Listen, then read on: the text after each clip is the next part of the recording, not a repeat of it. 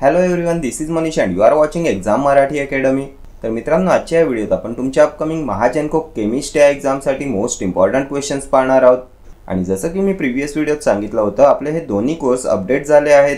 यामध्ये Marathi ग्रामरचं PDF book add केलेलं आहे आणि हा जो मॉक टेस्ट कोर्स आहे यामध्ये काही नवीन टेस्ट ॲड केलेले आहेत अँड PDF बुकच्या या कोर्समध्ये काही नवीन PDF बुक्स ॲड केलेले आहेत। ठीक आहे, तर ज्यांनी सुद्धा परचेस केले त्यांनी आपल्या ॲपमध्ये जाऊन चेक करायचं आहे। तर आता क्वेश्चन स्टार्ट करूया। An electron possesses an electric charge of, किती चार्ज असतो इलेक्ट्रॉनवर? प्रीवियस इयर विचारण्यात आलेला क्वेश्चन आहे। An electron possesses an electric charge of, तर 1.6 × 10⁻⁻19 कुलॉम्ब असतो ना। कोणत्या ऑप्शनमध्ये आहे? तर 10⁻⁻19 कुलॉम्ब ऑप्शन सी मध्ये आहे। Option C will be your correct answer. 1.6 × 10⁻⁻19 coulomb असतो an electric charge on an electron. आणि यावर आणखी एक क्वेश्चन विचारण्यात येतो, if an electron possesses an electric charge of 1.6 × 10⁻⁻19 coulomb, then find the approximate number of electrons in 1 coulomb. 1 coulomb चार्जमध्ये किती electrons असतील? तर charge is equals to number of electrons multiplied by charge of each electron, असा formula असतो ना। So n is equals to total charge divided by charge on each electron. Total charge आपल्याला किती दिलाय? 1 coulomb. So 1 divided by charge on each electron 1.6 multiplied by 10⁻⁻19 coulomb. So 1 coulomb divided by 1.6 multiplied by 10⁻⁻19 coulomb. Coulomb gets cancelled. So आता इथे 1.6 आहे, so multiplied by 10 divided by 10 करूया। काय येईल? तर 1/16 मल्टिप्लाइड बाय 10 पॉवर 20 येईल। याला आपण असंही लिहू शकतो 100 multiplied by 10⁻18 divided by 16। 16 1s are 16, 16 6 are 96, 100 - 96 4, so 0.4040, 16 2s are 32, 40 - 32 8, 80 80, 16 5s are 80। So किती इलेक्ट्रॉन्स येतील? तर n is equals to 6.25 multiplied by 10⁻18। Number of electrons in 1 coulomb of charge is 6.25 multiplied by 10⁻18। खूप इम्पॉर्टंट क्वेश्चन आहे तुमच्या upcoming examination point of व्ह्यूने। ठीक आहे, हे दोनही क्वेश्चन्स इम्पॉर्टंट आहेत। नेक्स्ट क्वेश्चन पाहूया। The phenomenon of radioactivity was discovered in 1898 AD by Henry Becquerel, J.J. Thomson, Marie Curie, Pierre Curie. The phenomenon of radioactivity was discovered in 1898 AD by, तर Henry Becquerel येईल ना। Option A will be your correct answer. Radio was discovered by Henry Becquerel. काय असते radio activity?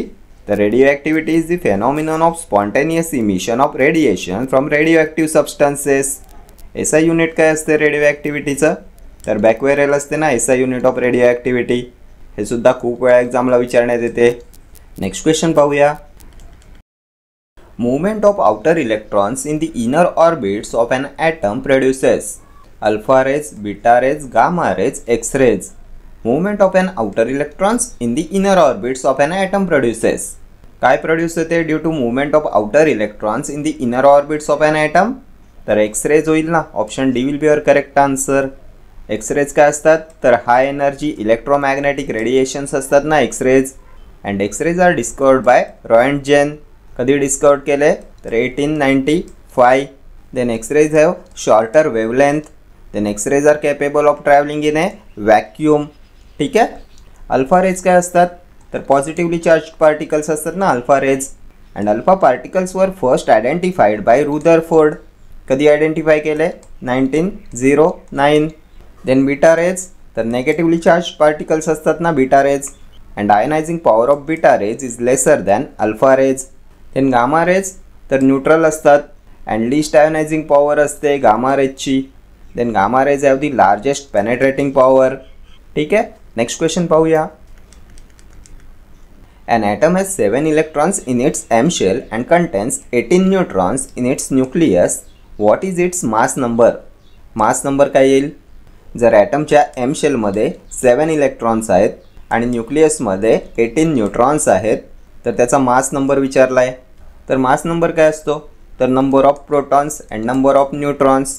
The mass number is the sum of protons and neutrons in the nucleus. आता M shell कितवी shell असते तर third shell असते ना M shell. The M shell is the third shell which can hold up to 18 electrons. आता इथे आपल्याला दिलं आहे atom has 7 electrons in its M shell.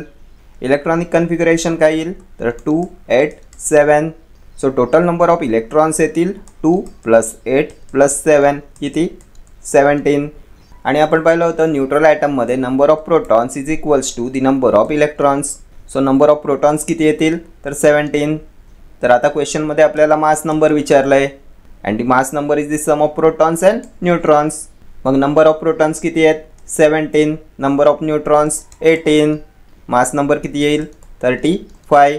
कोणत्या ऑप्शनमध्ये आहे तर ऑप्शन सी मध्ये आहे. Option C will be your correct answer.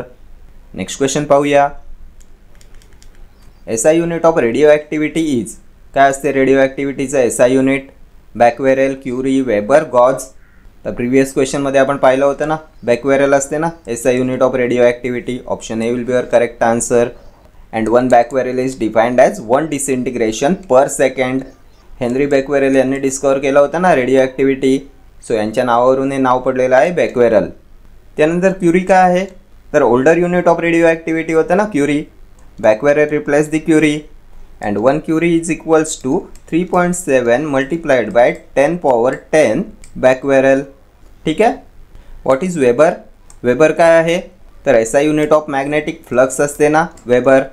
What is gauss तर युनिट ऑफ मॅग्नेटिक इंडक्शन असते गॉज. आणि आपण पाहिलं होतं 1 gauss is equivalent to 10⁻⁻⁴ tesla. ठीक आहे. नेक्स्ट क्वेश्चन पाहूया. Which one of the following statements is not correct? Hydrogen is an element. Hydrogen is the lightest element. Hydrogen has no isotopes. Hydrogen and oxygen forms an explosive mixture. यापैकी कोणतं statement आहे incorrect तर hydrogen is an element correct आहे. Hydrogen is the lightest element हे सुद्धा correct आहे. Hydrogen has no isotopes correct आहे का तर this is not correct. Option C येईल तुमचं करेक्ट आन्सर. हे आहे तुमचं incorrect statement.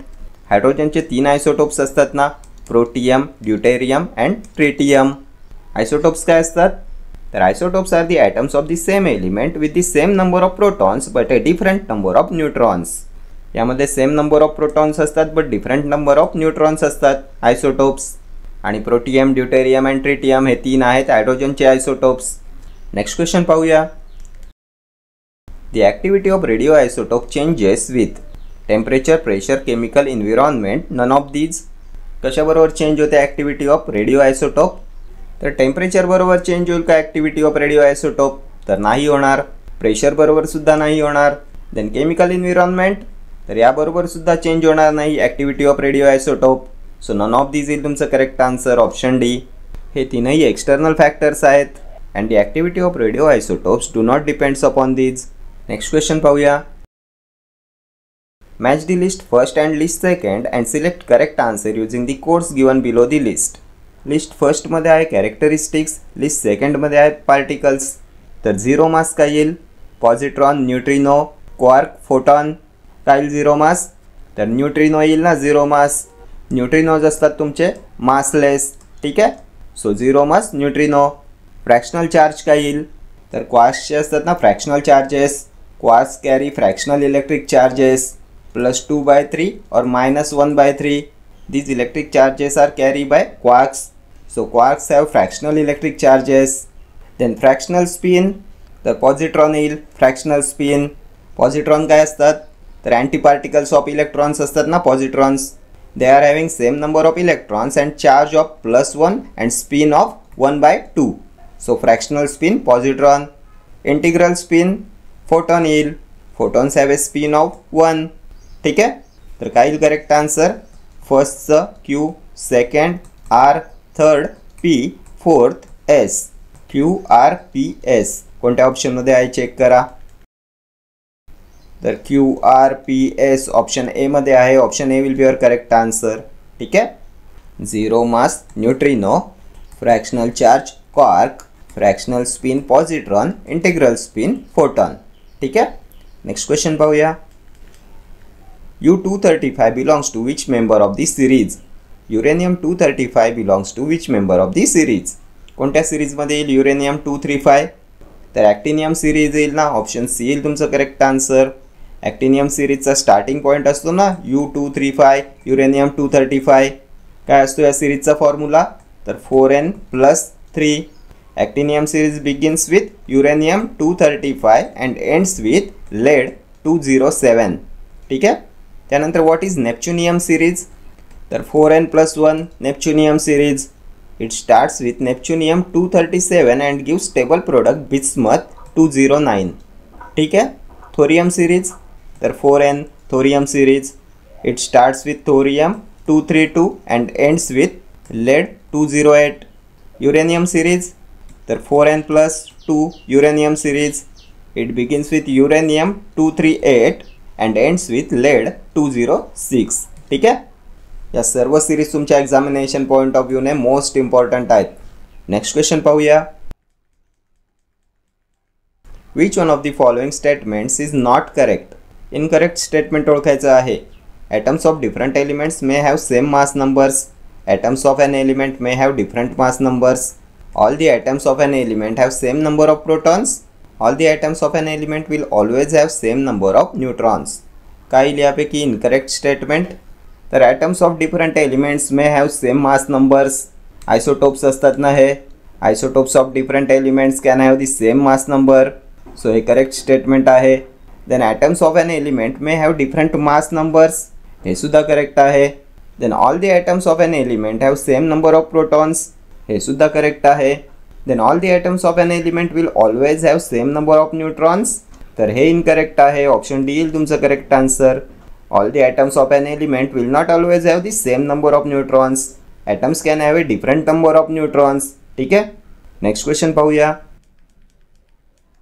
Which one of the following is not radioactive? Cobalt, nickel, zirconium, tungsten. Not radioactive. तर zirconium येईल ना. Zirconium is not radioactive. Option C will be your correct answer. बाकी cobalt, nickel, tungsten हे radioactive आहेत. तुमचं zirconium, sulphur, selenium, त्यानंतर tellurium, cadmium, laid हे radio active नसतात. ठीक आहे. नेक्स्ट क्वेश्चन पाहूया.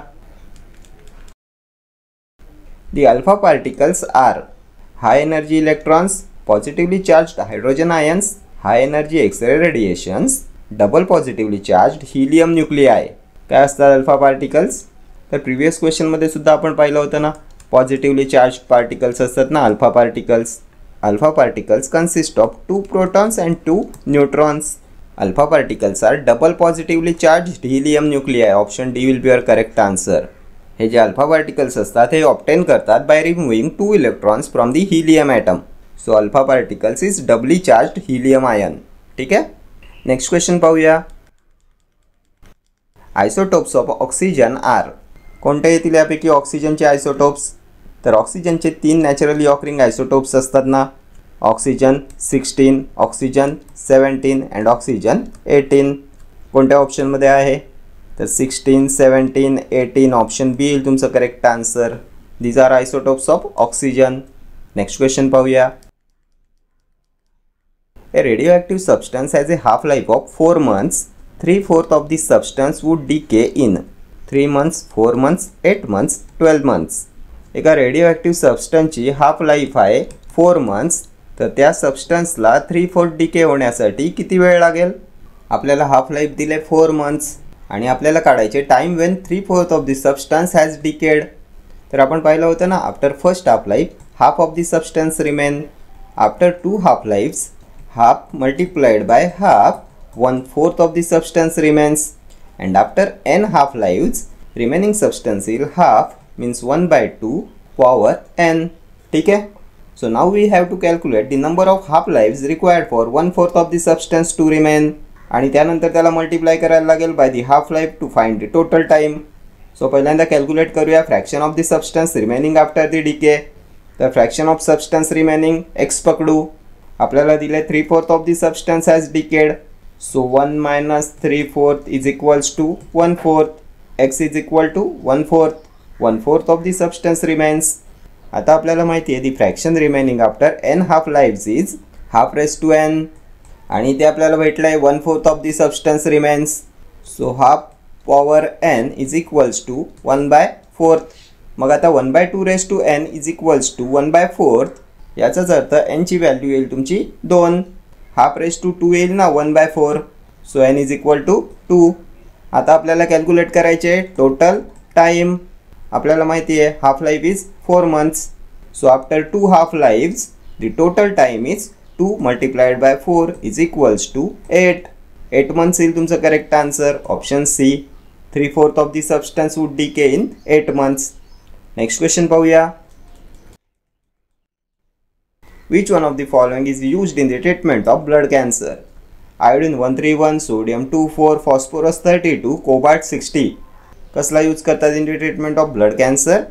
तर कोबाल्ट 60चा यूज करतात ना in the treatment of blood cancer. Option D.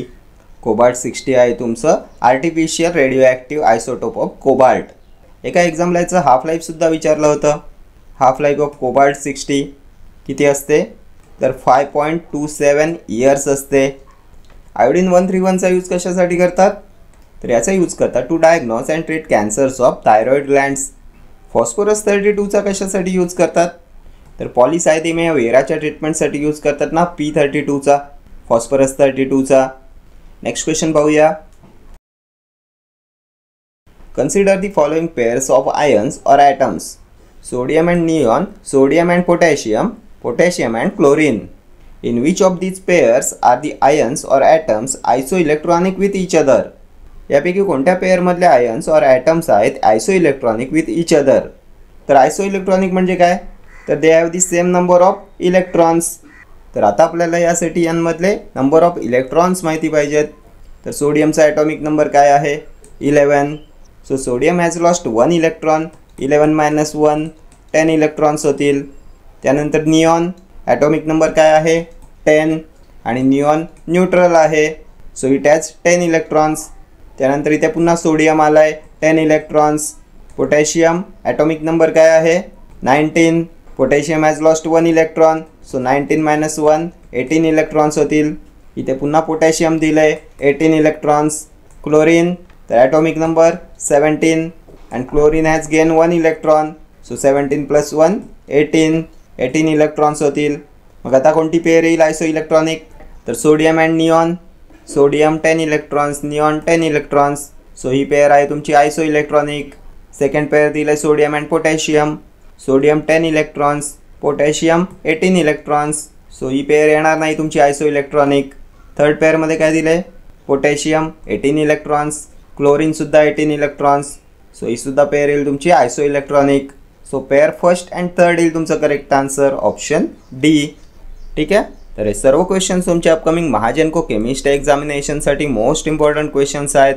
खूप बेनिफिशियल ठरणार आहेत तुमच्या एक्झामिनेशन पॉईंट ऑफ व्ह्यूने. ठीक आहे. तर या व्हिडिओत इतकंच. भेटूया नेक्स्ट व्हिडिओमध्ये असेच काही महत्त्वाचे क्वेश्चन्स घेऊन. Till then do like, share, comment and subscribe to my channel. Thank you.